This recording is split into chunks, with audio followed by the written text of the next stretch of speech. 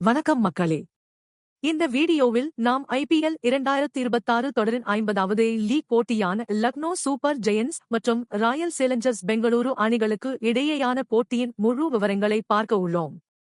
இந்த போட்டி மே 7ஆம் தேதி லக்னோவில் உள்ள ஏகானா கிரிக்கெட் ஸ்டேடியத்தில் நடந்தது. லக்னோ அணிக்கு இந்த போட்டி ஒரு வாழ்வா சாவா போட்டியாக அமைந்தது. மறுபுறம் இந்த போட்டியில் வெற்றி பெற்றால் புள்ளி பட்டியலில் முதல் இடத்திற்கு முன்னேறலாம் என்ற முனைப்புடன் ராயல் சேலஞ்சர்ஸ் பெங்களூரு அணி களமிறங்கியது. ராயல் சேலஞ்சர்ஸ் பெங்களூரு அணியின் கேப்டன் டாஸ் வென்று முதலில் பந்து வீச முடிவு செய்தார். வானிலை காரணமாக போட்டி 19 ஓவர்களாக குறைக்கப்பட்டது என்பது இங்கு குறிப்பிடத்தக்கது. லக்னோ அணியின் பேட்டிங்கை தொடங்கி வைக்க அர்ஷன் குல்கர்னி மற்றும் மிச்சல் மார்ஷ் களமிறங்கினார்கள். ஒருபுறம் அர்ஷன் குல்கர்னி நிதானமாக ஆடிக்கொண்டிருக்க, மறுபுறம் மிச்சல் மார்ஷ் RCB பந்துவீச்சாளர்களை நழுவ விடவில்லை. அர்ஷன் குல்கர்னி 24 பந்துகளில் 17 ரன்கள் எடுத்து கிருணால் பாண்டியா பந்துவீச்சில் ஆட்டமிழந்தார். முதல் விக்கெட்டுக்கு இந்த ஜோடி 95 ரன்கள் சேர்த்தது லக்னோ அணிக்கு ஒரு பலமான தொடக்கமாக அமைந்தது. இதன்பின் களமிறங்கிய நிக்கோலஸ் பூரன் மார்ஷுடன் கைகோர்த்து ஆட்டத்தின் வேகத்தை இன்னும் அதிகரித்தார். பூரன் தனது வழக்கமான அதிரடி பாணியில் ஆடி 23 பந்துகளில் 38 ரன்கள் எடுத்து அசத்தினார். ஆனால் இந்த இன்னிங்ஸின் நட்சத்திர ஆட்டக்காரர் மிச்சல் மார்ஷ் தான். தனது சதத்தை பூர்த்தி செய்த மார்ஷ் மொத்தம் 56 பந்துகளை சந்தித்து 111 ரன்கள் குவித்தார். மார்ஷ் வெளியேறிய பின்பு களமிறங்கிய லக்னோ அணியின் கேப்டன் ரிஷப் பண்ட் RCB அணிக்கு இன்னும் பெரிய தலைவலியை கொடுத்தார். இறுதி ஓவர்களில் ருத்ரதாண்டவம் ஆடிய பண்ட் வெறும் 10 பந்துகளில் 32 ரன்கள் எடுத்து ஆட்டமிழக்காமல் இருந்தார்.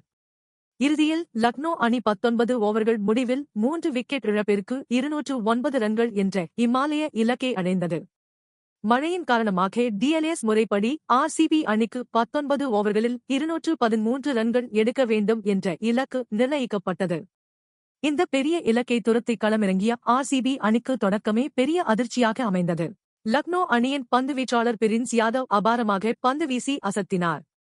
ஓபனிங் பேட்ஸ்மேன் ஜேக்கப் பெத்தேல் 4 ரன்களில் ஆட்டமிழக்க, அடுத்து புயலாக வந்த நட்சத்திர ஆட்டக்காரர் விராட் கோலியை டக் அவுட் ஆக்கி போல்ட் செய்தார் பிரின்ஸ் யாதவ்.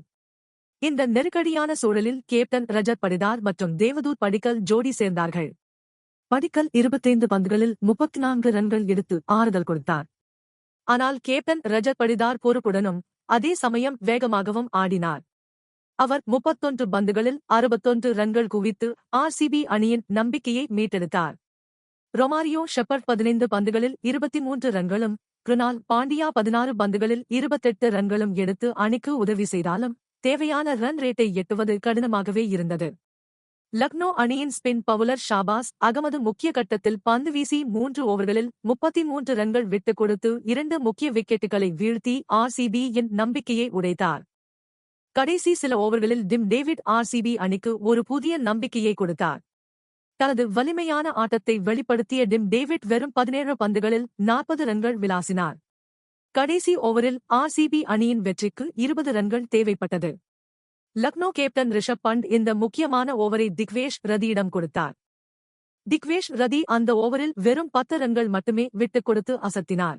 இறுதியில் ராயல் சேலஞ்சர்ஸ் பெங்களூரு அணி 19 ஓவர்கள் முடிவில் 6 விக்கெட் இழப்பிற்கு 203 ரன்கள் மட்டுமே எடுத்து 9 ரன்கள் வித்தியாசத்தில் தோல்வியை தழுவியது.